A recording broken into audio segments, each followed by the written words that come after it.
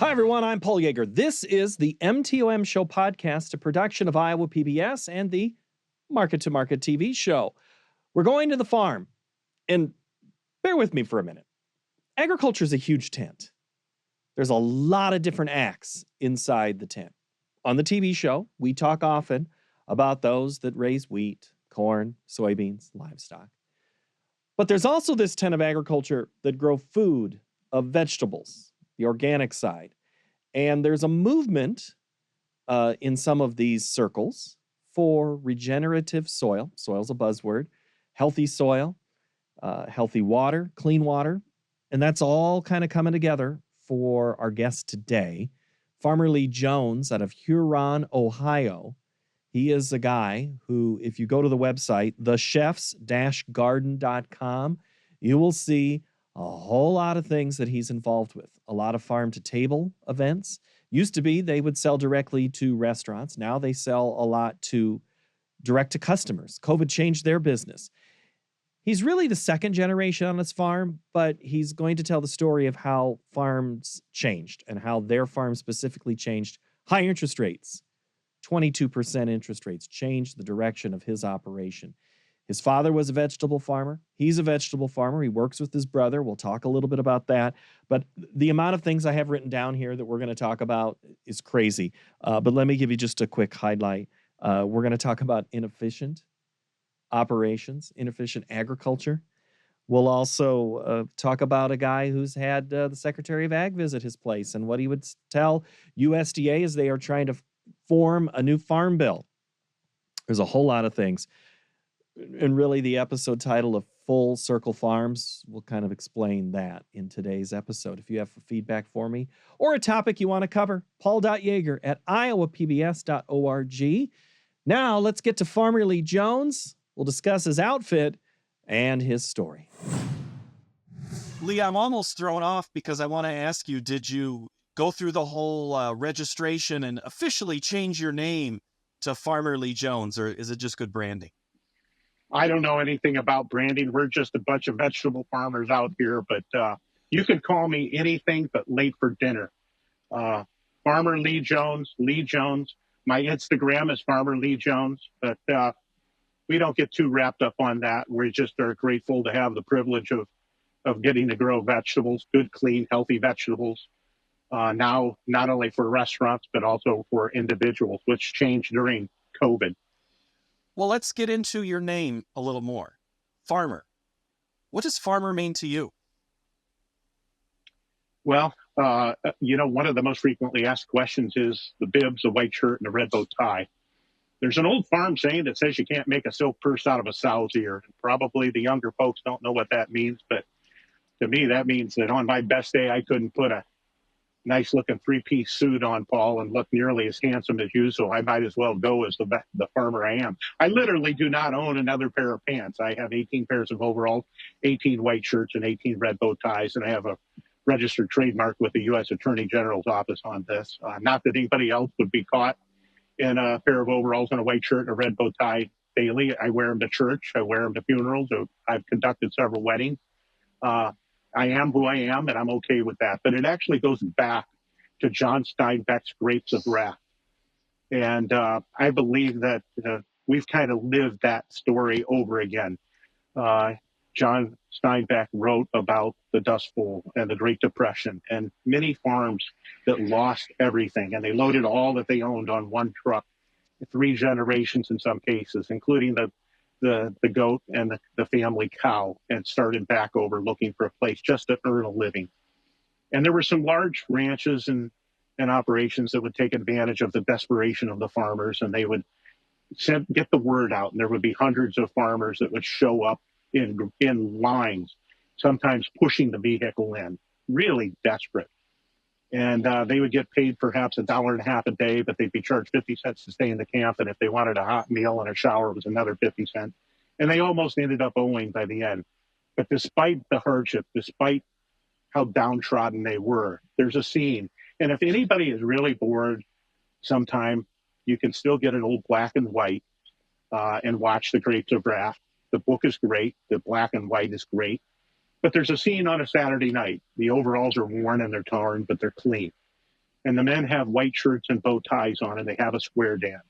And despite all of their hardships, they maintain their dignity and their pride and their integrity. And for every small farmer out there, or everybody that ever dreamed of having a farm, or anybody that's ever lost a farm, it represents the small family farm, or the dream of one, or the optimism that small family farms actually have a place in America's society today. And it's our belief that there are enough people that say that artisan production and small family farms do have a place. And we're banking our livelihood on the fact that good, clean, healthy food done the right way, taking care of the people, taking care of the land, is something that there are enough people in this country that will support it. And we're very, very grateful to have the opportunity. We've been blessed to be able to farm. At 19 years old, I stood right on this property when interest rates were 22%, Paul, maybe even before you were born. And 22%, if you can imagine, interest rates at 22%. We had a hailstorm and it wiped out all the crops. The banks were closed, and I watched them when I was 19 years old auction every single thing that my parents owned off, including every tractor, every piece of equipment, our home, my mother's car, and we crawled away. I'm not trying to create a rags to riches story, because it's not. Things can change in a hurry. But we started back over. And the thing that always resonated with us was that nothing ever really seemed exactly just quite right for my dad. He was old enough to have seen a generation where a large farm was 100 acres, and a third of it was in cover crop, and a third of it was growing feed for the animals, and a third was in production to take to the market to sell. And then they rotated. It was a true rotation of crops. And of course, who's making the money in the country? You got to follow the money. Pharmaceutical and chemical companies. And of course, the universities are all financially in trouble. And so the pharmaceutical companies and the chemical companies give grants and say, we want to give you $10 million grant to do research to help the farmer. And of course, that research needs to include how our chemicals can be worked in. And so we've used chemicals, and we've become a very, very efficient system. I do not fault any farmer out there. There's trapped in a model that says keep your costs and your inputs as absolute low as possible, get your yields as high as possible, and hopefully there's enough delta or margin in there that they can survive and go into the next year.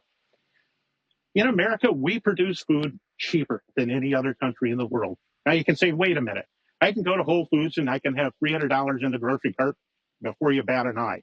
But as it relates to our income, we produce food cheaper than any other country in the world, yet we have the highest health care in the world. There's a real conundrum there. In the last 100 years, we have a 50 to 80% decline in the nutritional level in vegetables. 50 to 80% decline. It's fact. You can Google it. It's real. They say that you would have to eat 5 heads of broccoli today to get the same nutrition that you would in 1 head 50 or 80 years ago. So if you can picture that, listeners can picture the fact that we've had a 50 to 80% decline in the nutritional level in the last 100 years. Now, consider this graph, a 3,000% increase in kidney, liver, heart, cancer disease, attention deficit disorder, autism, childhood obesity, allergies, and diabetes. I would be willing to bet your farm, not going to bet mine, I'd be willing to bet your farm, Paul, that there isn't any of the listeners here today that doesn't have somebody in their family or immediate circle of friends that doesn't suffer from one or more of those diseases. Those percentages are not sustainable. We have to make changes, and significant changes now. I would encourage everybody to watch a documentary called Kiss the Ground. We did not have any direct input in that, but we believe in it. I've watched it 12 times. My brother, who I work in tandem with, in partnership with, has watched it 15. The second chapter to that is called Common Ground. It's just rolling out. They predict that we have 60 harvests left in that trajectory that I've just talked about, with the health conditions continuing in the direction they are and the nutritional levels tanking. Pretty significant and scary stuff, Paul. Lee, let's go back to a couple of the things you just said. There are those who watch the commodity markets of the corn, the soybean, the wheat farmer, and call that a treadmill. You sound like you agree that they are on a treadmill they can't get off because of chemical company and banker and loans. Do you ever feel that you are on a treadmill, a different type of one? No, we got off of it. At 19, when we stood and watched them sell everything we owned, and we started over, and we jokingly talk about the fact that the reason we started over was because we were too stupid to know we couldn't. And a lot of things, good things, are accomplished in this world because somebody knew they couldn't. But no bank would give us a dime, and if we were in survival mode. I could tell you all stories that you couldn't hardly believe. But no, I don't feel we're on a treadmill. I feel that supply and demand dictates everything. We are fortunate to have been turned on to the idea that there were enough people that were starting to understand the tragedy of what was going on, and they supported clean food. We follow a philosophy called regenerative agriculture. We believe in it, and we personally believe that God, some of us take a bigger 2x4 than others to get our attention. And losing that farm was our 2x4. And he said, no, I want you to go a different direction. So we did. The 2x4, so you're talking 22% interest, you're talking the late 1970s. But agriculture prior to then, what did the farm look like? Was it more, you say it was the treadmill, it was the traditional corn, yes, soybean, and animals? No. Even pre-1970, when you're talking, farms did look closer to Steinbeck than they might look today. Do you agree with that? I do. We were not corn and soybeans. We were vegetable. We were farming 1,200 acres of fresh market vegetable. My dad had some profitable years in there. In 78, he had a bang up of a year, and he reinvested every nickel back into the business. And by 1982, we were flat broke. It was a treadmill. And you say 1,200 acres then. How soon are you at 1,200 acres yet? Don't have any desire to be. We farm about 350 acres.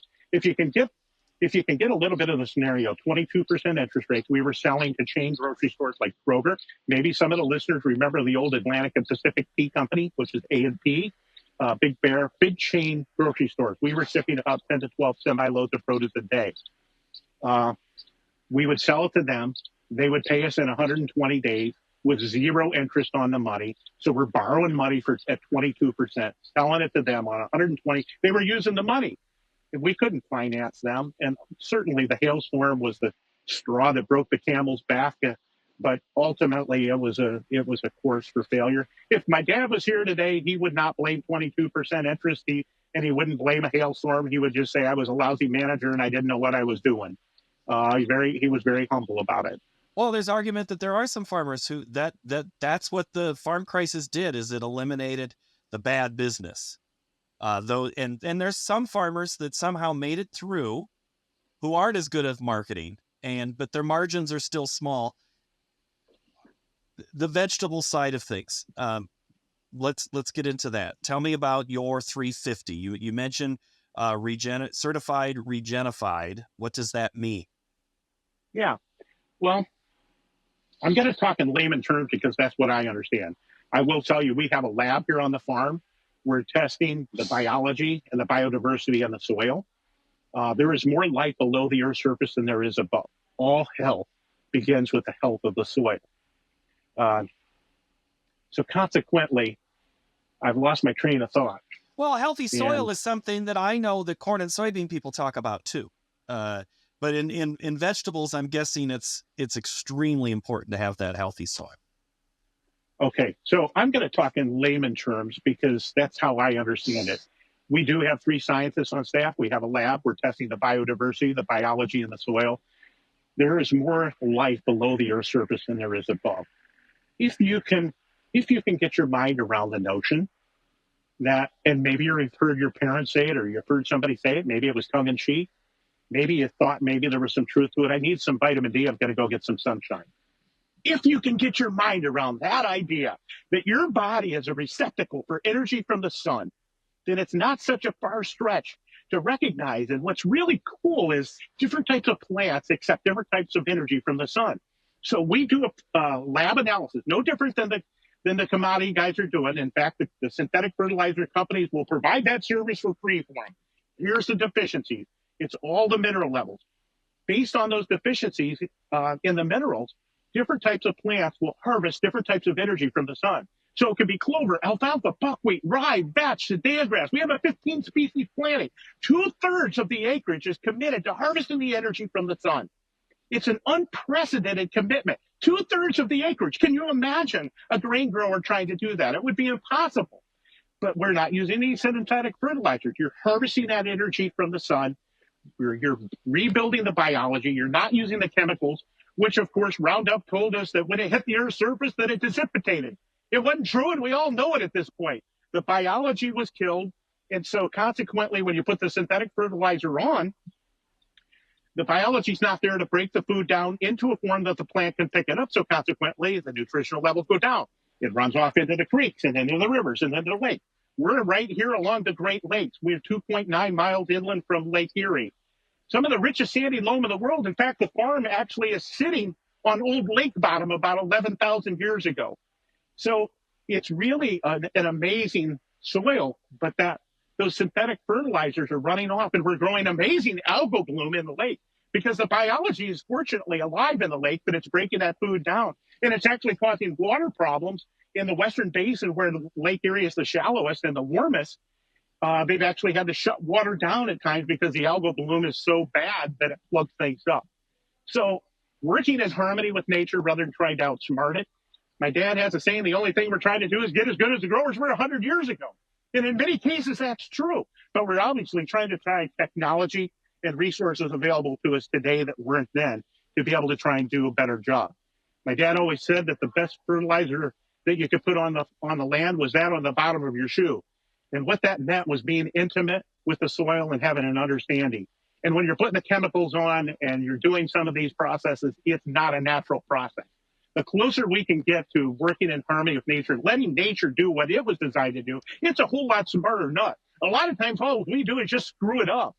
So regenerative agriculture, in fact, one of the exciting things is that we're seeing nutritional increases, in some cases 50, 100, 150, in some cases 300% above the USDA average. Now, I will tell you the USDA average is too low.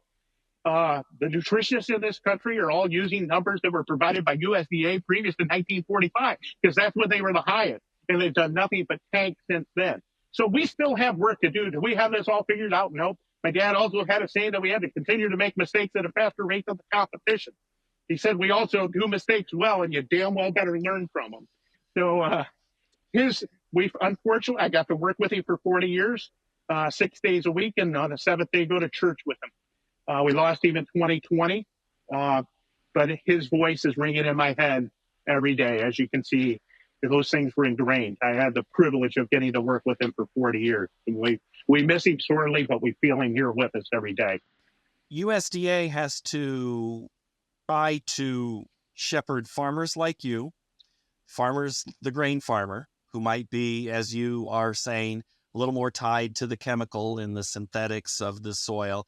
And they are also trying to make sure that people who might not have enough to eat are getting food to eat. It's a tough job for USDA, but are you getting the government support and understand the need for support in legislation, specifically as we try to figure out a farm bill right now? Is there enough in that farm bill to help farmers like you? Well, I want to, take a half step back and say, look, I am not pounding my chest and saying our way is the right way and what these other farmers are doing. I will reiterate, they are trapped in a model that says keep the inputs as low as possible, produce as many tons per acre. And we are surrounded by some really amazing growers, and we have the utmost of respect for them. And I am in no way, shape, or form knocking what they're doing. This is the path that was chosen for us, and this is what we're trying to do because we believe we can grow clean food. My brother has testified before Congress. We have talked to Congress people. We believe that there's a trajectory of imported food into the United States with fresh fruits and vegetables, and that number continues to increase. And if there isn't some relief on the farm bill, that if within 5 years, all of the fresh fruits and vegetables will be imported, unless there's a handful of us shepherds, as you say, that can hang on and that people will support that. But the mass production of food is being imported, and that number is continuing to increase.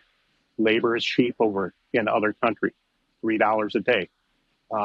They keep continuing to raise it here. There's not a lot of relief. It's a very difficult challenge to get any change to happen there. My brother likes that arena, likes to work in it. I don't care for it. I want to just continue to do the best that we can. I believe that there are enough people. There are people are more savvy, more in tune, more interested, more concerned with where our food sources are coming from, how the people are being treated on those farms, how the land is being taken care of, and how we're doing things to take care of that environment than ever before. And I'm hopeful, and I believe that you're going to see emerging trends for demand for products that maybe didn't exist before. Look, the farmers are great production people, and I believe that they will fill whatever demand is there. And I see demands emerging. I don't believe we have a gluten problem in this country. It's our belief that we have a glyphosate problem. A lot of varieties in the United States are varieties that are longer season, and they're using those varieties in the Midwest and in Canada because they produce more yield. But they also don't have enough time to ripen. So they go in and they spray it with glyphosate. It's amazing. And maybe some of the listeners have talked about going over to Europe and eating the bread and they don't have an issue. Now, I'm not talking about celiac. That is a very serious thing. Gluten issues are serious too, but celiac takes it to a whole new level. And I'm not a doctor, but I did have a good night's stay at a Holiday Inn. Nobody else probably has ever heard that commercial. But I use that one too, Lee. Do you Yes. really? Well, doggone it. You got to come see us sometime. Well, if I come see you, what are you in right now? A pair of overalls. Yeah, and your room around you. Is this your showroom? Your store? Actually, our market has been direct to restaurants. We ship FedEx. We go as far as the Mandarin Oriental, Hong Kong, and some into Dubai. We go into Disney, down in Orlando, New York, Las Vegas. We ship to all 50 states direct, no middleman. COVID hit, and those restaurants were in trouble. And so were we. We did the USDA Farm to Family program for one round until they changed that and fell back to their old bad habits of lowest bid. And the Farm to Family program then became a Cisco program, which was the cheapest that they could do. We couldn't even get close, even just at cost. So we launched a nationwide home delivery because we felt there was enough people that were looking for good, clean food. And there are food deserts in the United States, but we could ship directly to them from our farm. You can go to farmerjonesfarm.com and you can get a box. If you have an Aunt Matilda in Tampa and she already has 3 of everything and you don't know what to get her, it's a great gift that says, I care about your health and well-being, and you can get her a subscription to a box. But we also opened a retail because our local community were begging for good, healthy, fresh vegetables. Ironically, this is a farm I had not stood on in 42 years. It's the farm that when I was 19 years old was auctioned off. I drove by it every single day as we started over on 6 acres and rented 50 acres down the road. And in the middle of COVID, a grain farmer who bought this farm called and said, we're ready to retire. Would you like to buy the farm back? The timing was not good, but by the grace of God and some creative thinking, we bought the farm back. So I am actually standing on the farm 40 some years later. If it needed a name, it would be Full Circle Farm, but it doesn't. We're the Chef's Garden in Huron, Ohio. But this was a barn. We started the farm market in the old barn in 21. We closed the December 18th and 21 and January 14th. It burnt to the ground, and so we rebuilt. But this is a farm market. We stay open year round so that folks can come in. This is more of a place. The people that are coming here because they're either trying to get well or stay well. We are focused on clean food. The restaurants, fortunately, have recovered, and that's really been our lifeblood. But we really believe that our future is growing the healthiest, cleanest, best flavored vegetables that exist that we know how to do. So we're excited about that, excited about the future. We see emerging trends. The next generation has started growing heritage flour with no chemical. We found a grist mill place that will grind ours and not grind anybody else's that are varieties that have the chemical on them. It's just for heritage flour or grain. Oh, this is one of our most popular, the Renan wheat flour. And we make it available right here in the farm market. We also make it available online where people can get it. We're excited. We see emerging market in good heritage varieties of flour. There's There's so many different opportunities. We got to look for those emerging trends and recognize where there might be some margin that provides us a little better margin than the commodity crops. We can't exist on the commodity pricing. You mentioned the 3 scientists. It sounds like you might have 3 or 4 marketing people that are helping you understand where those new markets and new opportunities are. No, it's really about listening to the customer, listening to the needs. God gave us one mouth and 2 ears for a reason. We don't know much about marketing out here, Paul. We're just farm folks trying to figure it out as we go. We're not experts in this. We're vegetable growers. We're a family business. We have 168 full-time team members. We have a profit sharing. There is nothing that makes my brother, Bob Jones, the CEO of the company, and I more happy than to be able to share profit sharing checks. The single greatest asset on this farm is not land, it's not tractors, it's not greenhouses, it's not equipment, it's people. And we are very, very proud to get to work with the family that we have here on the farm. We did not furlough during COVID. You don't furlough a farm. It's kind of like a relationship. You don't walk away and say, I'm going out the back door and then walk back in a year later and say, hi, honey, I'm home. You're not going to be greeted very well. Well, the farm is kind of the same.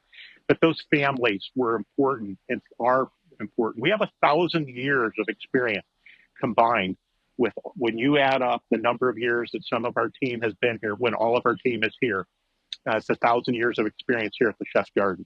They're vitally important to us, and it's people ultimately. Obviously, AI is going to be a part of the future.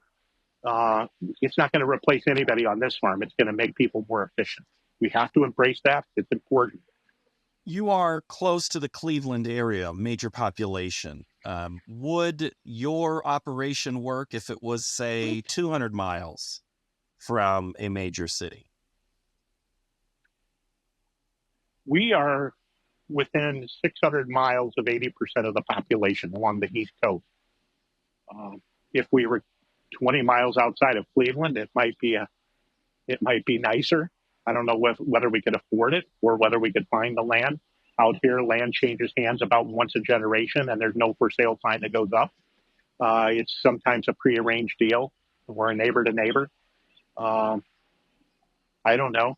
I think that if anybody thinks they can sit and follow our model and say that's a model for success, I would say it would be a failure. I think that everybody has to find, it's so important. Supply and demand dictates everything.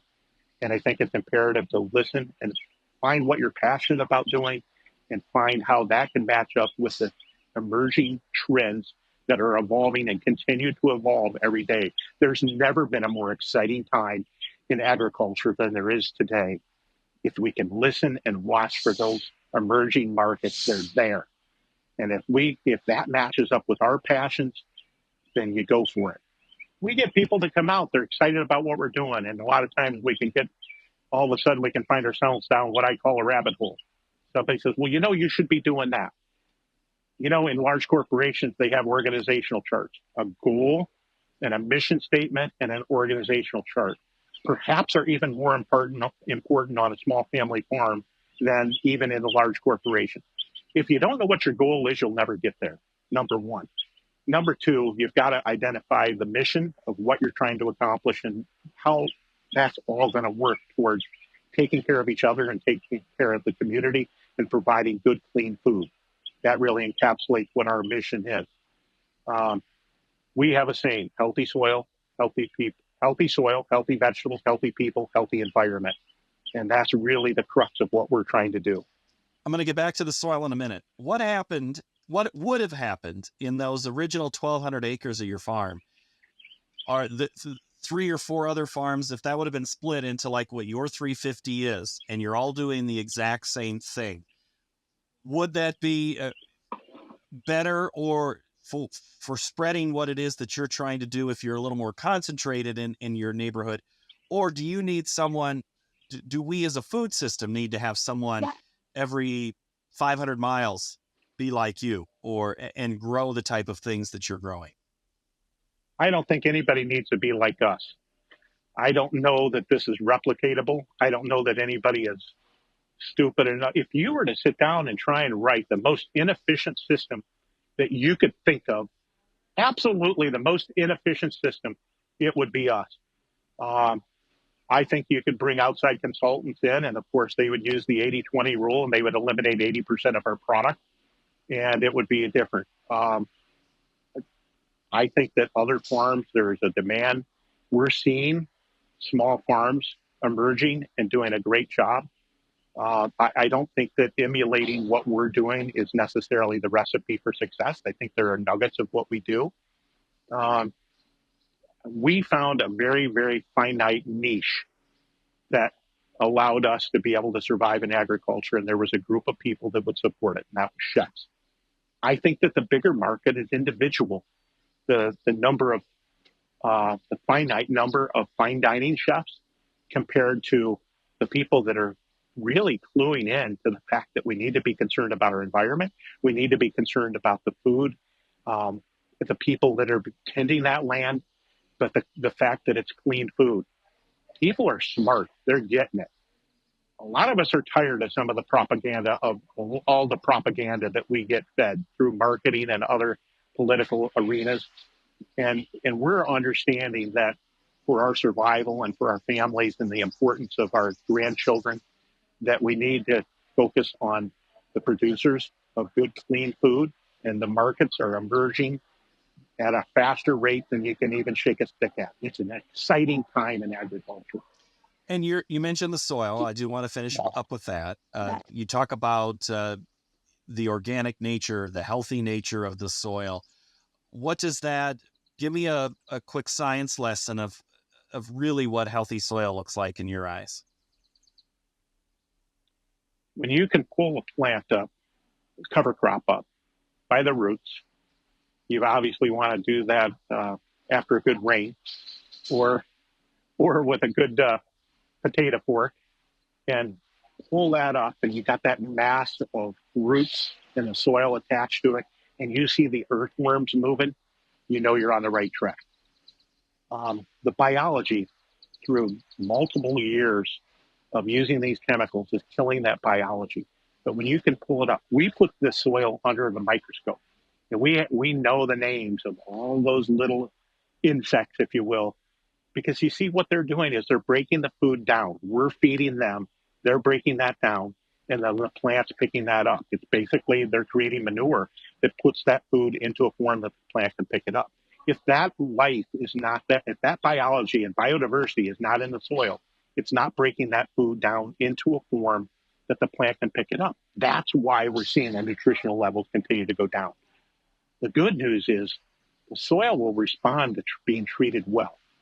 And it's very exciting. This is not doom and gloom, and that's not what I'm trying to paint. I hope that I'm painting a picture of hope and optimism and opportunity, that we can really turn this, but there's a sense of urgency. We have got to start and move rapidly to be able to make these changes. Healthy soil, healthy vegetables, healthy people, healthy environment. And I really believe that that is a key. And whether it's vegetables we're growing, or whether it's grain or corn or whatever it is, you are what you eat. And that's really important. And I think we had a pretty healthy discussion as well, Lee. I am just so excited to be on, Paul. Thank you so much. And anybody that's interested in talking about the environment and the soil, boy, and we talk about now the difference between dirt and soil is dirt's what's under your bed, the soil is what we grow vegetables in. And I'm just grateful that you have an interest and your listeners have an interest in our health and well-being and the future of agriculture. It's just an honor to be on here with you. It's a big tent. A lot of people are in there selling different things under that agriculture tent, but it is kind of fun to explore it all. Farmer Lee Jones from Huron, Ohio. Thank you so much. Thank you, Paul. Follow the money. Feels like we're talking about Jerry Maguire. Maybe that's Show Me the Money. Show me the love of this podcast. Like, subscribe, share. Really like it when you share with a friend. New episodes come out each and every Tuesday in audio and video form. We'll see you next time. Thank you for consuming us. Bye-bye.